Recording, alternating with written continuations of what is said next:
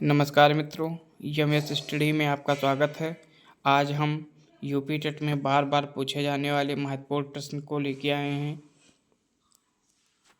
हमेशा UP TET हो चाहे सी टेट हो, हमेशा 1 या 2 नंबर का क्वेश्चन हमेशा ये पूछा जाता है और बार बार आया है, बार बार पूछा गया है कि बाल्यावस्था की एक प्रमुख विशेषता है। बाल्यावस्था की एक प्रमुख विशेषता है, कौन सी है? पहला ऑप्शन है अधिगम की तीव्रता, दूसरा ऑप्शन है अपेक्षाकृत स्थिर विकास प्रक्रिया, तीसरा ऑप्शन है यथार्थवादी दृष्टिकोण और चौथा ऑप्शन है सभी। तो इसमें देखा जाए तो अधिगम की तीव्रता भी सही है, अपेक्षाकृत स्थिर विकास भी सही है, यथार्थवादी दृष्टिकोण भी होना चाहिए। इसलिए हमारा जो आंसर है वो डी सही हो जाएगा। डी जो है वो सही हो जाएगा। बाल्यावस्था की जो एक प्रमुख विशेषता है वो ये तीनों है। अधिगम की तीव्रता भी है, अपेक्षाकृत स्थिर विकास प्रक्रिया भी है, यथार्थवादी दृष्टिकोण भी है। ये तीनों ऑप्शन सही हैं। ठीक है। दूसरा क्वेश्चन है कक्षा के अंदर बालकों के अधिगम पर सर्वाधिक प्रभाव दृष्टिगोचर होता है। कक्षा के अंदर बालकों के अधिगम पर सर्वाधिक प्रभाव दृष्टिगोचर होता है। किसका होता है? पहला ऑप्शन है कक्षा का सामाजिक वातावरण, बी ऑप्शन है कक्षा का आर्थिक वातावरण, सी ऑप्शन है कक्षा का मनोवैज्ञानिक वातावरण और डी ऑप्शन है कक्षा का अनुशासन। तो इसमें कक्षा का सामाजिक वातावरण भी सही है, कक्षा का आर्थिक वातावरण भी सही है, कक्षा का मनोवैज्ञानिक वातावरण भी सही है, कक्षा का अनुशासन भी सही है। लेकिन इसमें क्वेश्चन जो प्रश्न है उसमें क्या पूछा गया है कि कक्षा के अंदर, अगर बाहर होता तो सामाजिक वातावरण सही होता, घर का होता तो आर्थिक वातावरण सही होता। लेकिन इसमें देखिए ये और ये तो दोनों गलत हो जाएंगे, क्योंकि कक्षा के अंदर का पूछा गया है, बाहर का नहीं पूछा गया है। और सामाजिक वातावरण कक्षा के बाहर ही ज़्यादा प्रभावशाली रहता है। ठीक है। तो इसमें ये दो ऑप्शन तो गलत ही हो गए। अब बचा कक्षा का मनोवैज्ञानिक वातावरण और कक्षा का अनुशासन। तो कक्षा का अनुशासन भी सही है, लेकिन ज़्यादा जो प्रभावशाली होता है, सर्वाधिक पूछा गया है, तो सर्वाधिक में सबसे ज़्यादा जो प्रभाव दृष्टिगोचर होगा वो कक्षा का मनोवैज्ञानिक वातावरण।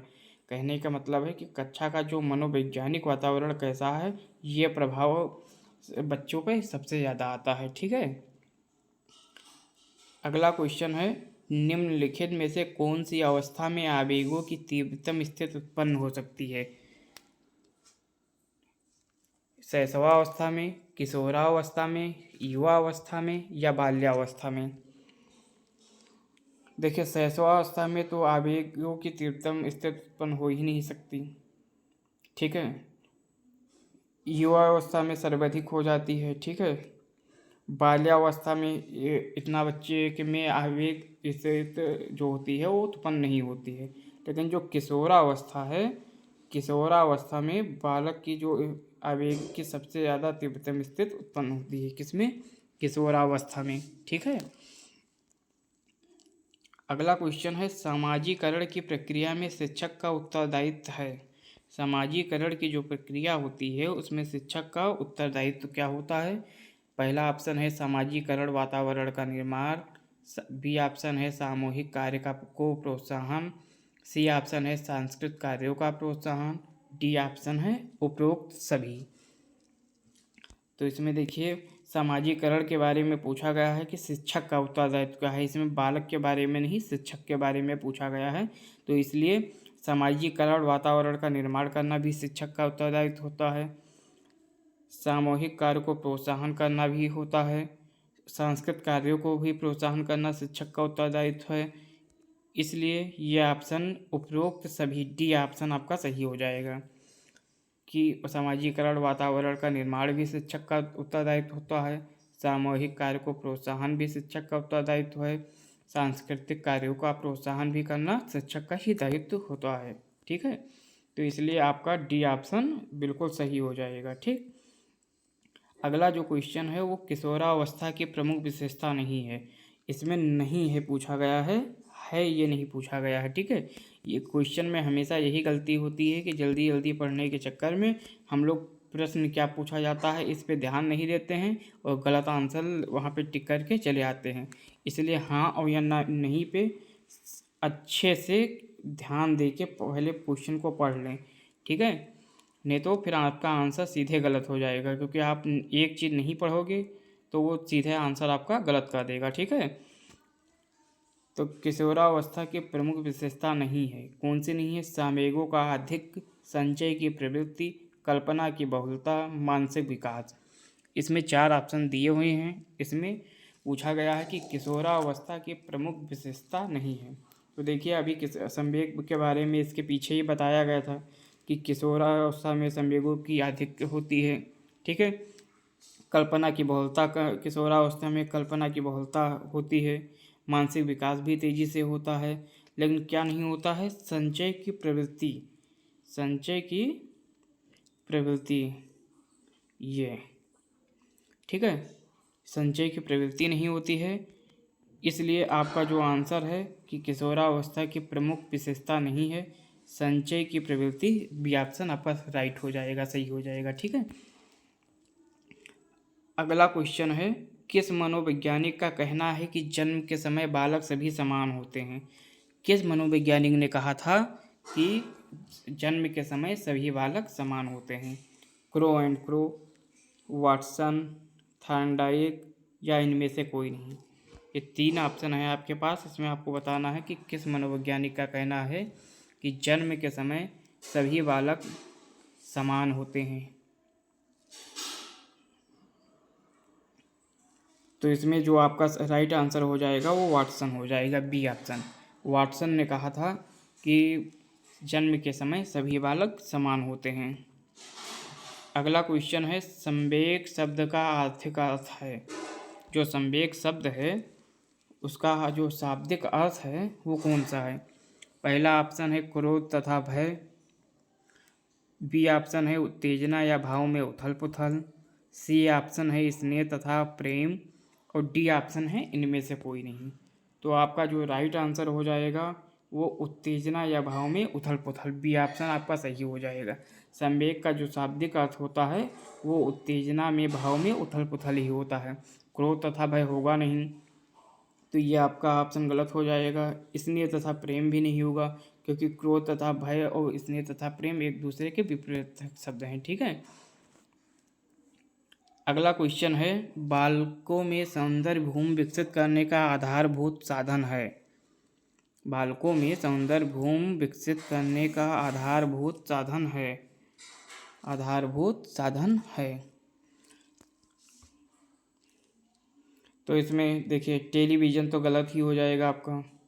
ठीक है, खेल कूद भी आपका गलत हो जाएगा, खेल कूद से सौंदर्य भूमि विकसित नहीं होता है। ठीक है, अब बचे 2 ऑप्शन, साहित्यिक अध्ययन और प्रकृति अवलोकन। तो साहित्यिक अध्ययन एक किताब की तरह अध्ययन हो जाएगा, उससे बच्चा केवल अपने मानसिक चीज़ों को सीखेगा, सौंदर्य से उससे कोई मतलब नहीं है। लेकिन आपका जो ए ऑप्शन है प्रकृति अवलोकन, अगर बच्चा प्रकृति अवलोकन करेगा तो आपका आंसर जो है वो सही हो जाएगा। ठीक है, प्रकृति अवलोकन आपका ए ऑप्शन सही हो जाएगा, बिल्कुल राइट है। बालकों में सौंदर्य भूमि विकसित करने का आधारभूत साधन है क्या है? प्रकृति अवलोकन। ठीक है, अगला क्वेश्चन है, शिक्षा मनोविज्ञान सहायक है। शिक्षा मनोविज्ञान सहायक है स्वयं को समझने में, बी ऑप्शन है बालक को समझने में, सी ऑप्शन है शिक्षण विधियों के चयन में, और डी ऑप्शन है संपूर्ण शैक्षिक प्रक्रिया में। तो देखिए शिक्षा जो मनोविज्ञान होता है उसमें संपूर्ण शैक्षिक प्रक्रिया आती है, मतलब शिक्षा मनोविज्ञान में सब कुछ आता है, स्वयं को समझने में, बालक को समझने में, शिक्षण विधियों के चयन में। ये सारे ऑप्शन एक में ही आपको मिल जाएंगे कि संपूर्ण शैक्षिक प्रक्रिया में, इसलिए आपका डी आंसर सही हो जाएगा। कौन सा? डी आंसर, संपूर्ण शैक्षिक प्रक्रिया में। ठीक है, अगला क्वेश्चन है, व्यवहारवाद की स्थापना किसने की? व्यवहारवाद की स्थापना किसने की? तो आपको पिछली वीडियो में बताया गया था कि व्यवहारवाद की स्थापना वाटसन ने की थी। किसने की थी? वाटसन ने की थी। ठीक है, अगला क्वेश्चन है, मौखिक प्रतिवेदन किसने दिया था? मौखिक प्रतिवेदन किसने दिया था? ये भी आपको प्रतिवेदन के बारे में पिछली वीडियो में बताया गया था। ये भी वाटसन ने ही दिया था। किसने दिया था? वाटसन ने दिया था। आपका बी ऑप्शन राइट हो जाएगा, सही हो जाएगा कि मौखिक प्रतिवेदन वाटसन ने तैयार किया था। ठीक है। किस मनोवैज्ञानिक ने बालकों के साथ फोबिया का कार्य किया था? ये क्वेश्चन इंपॉर्टेंट है कि किस मनोवैज्ञानिक ने बालकों के साथ फोबिया पर क्या कार्य किया था। फोबिया के बारे में क्वेश्चन हमेशा 1 या 2 नंबर का हमेशा पूछा जाता है। ठीक है। तो ये भी फोबिया के बारे में जो बताया गया था वो उन्होंने वाटसन ने किया था। आपका जो ए वाला ऑप्शन सही है वो सही हो जाएगा। ठीक है। ए ऑप्शन आपका राइट हो जाएगा, वाटसन ने। ठीक है, वाटसन ने क्या किया था। ठीक।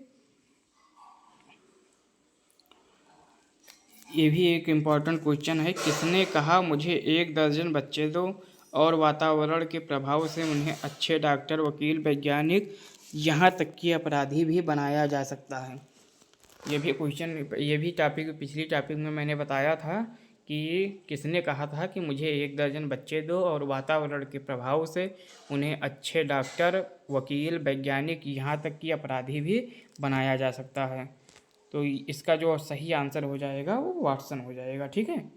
ये वाटसन 2 बार लिखा है, ये वाटसन सही हो जाएगा। ठीक है। मनोविश्लेषणात्मक का प्रतिपादक हैं कौन है? फ्रायड हैं, गाल्टन हैं, एडलर हैं। इसके बारे में भी पिछली वीडियो में बताया गया है आपको कि मनोविश्लेषण का के जो प्रतिपादक हैं वो फ्रायड हैं। ठीक है। ए ऑप्शन आपका राइट हो जाएगा। मनोविश्लेषण का प्रतिपादक फ्रायड ने किया था। ठीक है। अगला क्वेश्चन है गेस्टाल्ट विचारधारा के प्रतिपादक कौन थे? ये आपको बताया गया है पिछली वीडियो में कि वह इस गेस्टाल्ट विचारधारा के प्रतिपादक कौन थे? वर्दीमल थे। ठीक है, वर्दीमल थे। ठीक। अगला अगला जो क्वेश्चन है वो है खेलों के माध्यम से सामाजिकता का विकास होता है क्योंकि खेलों के माध्यम से सामाजिकता का विकास होता है क्योंकि पहला ऑप्शन है बालक कल्पना करके खेलते हैं। बी ऑप्शन है बालक अपनी बौद्धिक शक्ति का प्रयोग करता है। सी ऑप्शन है बालक स्वतंत्र होकर खेलते हैं। डी ऑप्शन है बालक समूह में खेलता है जिससे अनेक सामाजिक गुणों का विकास होता है। देखिए, कल्पना करके तो बच्चे खेलते ही हैं, बौद्धिक शक्ति का प्रयोग करते ही हैं, बालक स्वतंत्र होकर भी खेलते हैं। ये तीनों ऑप्शन बिल्कुल सही हैं, इसमें कोई गलत नहीं है। लेकिन इसमें पूछा गया है कि खेलों के माध्यम से सामाजिकता का विकास होता है क्योंकि सामाजिकता का विकास कब होगा कि बच्चा समूह में खेलता है, खेलेगा तो उसमें 4 लोगों से मिलेगा, बोलेगा, बातें करेगा, नए नए तौर तरीके सीखेगा, तो उसमें अनेक सामाजिक गुणों का विकास होगा। इसलिए आपका डी ऑप्शन सही हो जाएगा। बालक समूह में खेलता है जिससे अनेक सामाजिक गुणों का विकास होता है। तो आपका जो डी ऑप्शन है वो बिल्कुल राइट हो जाएगा। ठीक है।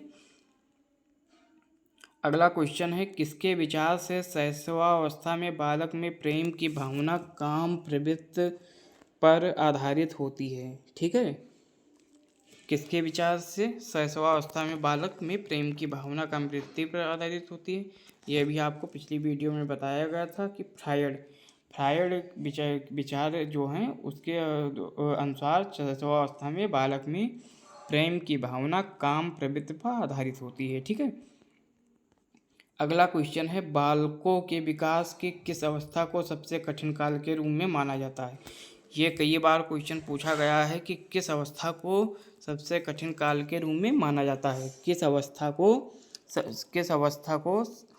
सबसे कठिन काल के रूप में माना जाता है? तो इसका जो सही ऑप्शन है वो आपका किशोरावस्था हो जाएगा। ठीक है। जो आपका सही ऑप्शन है वो किशोरावस्था हो जाएगा। ठीक है। अगला क्वेश्चन है बालक के सामाजिक विकास में सबसे महत्वपूर्ण कारक कौन सा है? बालक के सामाजिक विकास में सबसे महत्वपूर्ण कारक कौन सा है? जात भेद, आनुवंशिकता तथा वातावरण। देखिए, जात भेद हो नहीं सकता। ठीक है, ये बिल्कुल कोई आपका आंसर एक गलत हो जाएगा। ठीक है, सामाजिक विकास में सबसे महत्वपूर्ण कारक जात भेद का कोई मतलब नहीं है। देखिए, कोई बच्चा कुछ गुण आते हैं माता पिता से लेकिन सारे गुण बच्चे अपने सामाजिक तौर तरीके से सीखते हैं, इसलिए आनुवंशिकता भी गलत हो जाएगा। तो देखिए, जब आनुवंशिकता गलत हो गया, जात भेद गलत हो गई, तो डी ऑप्शन में आनुवंशिकता है, ये भी आपका ऑप्शन गलत हो जाएगा। और जो आपका सही आंसर हो जाएगा वो सी ऑप्शन हो जाएगा, वातावरण।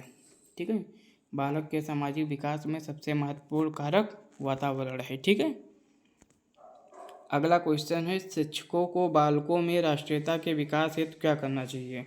राष्ट्रीय वेशभूषा धारण करनी चाहिए, राष्ट्रीय कार्यक्रमों में भाग लेना चाहिए, विद्यालय में राष्ट्रीय कार्यक्रमों को आयोजित करना चाहिए, राष्ट्रीयता के विरोधी तत्वों का दमन करना चाहिए।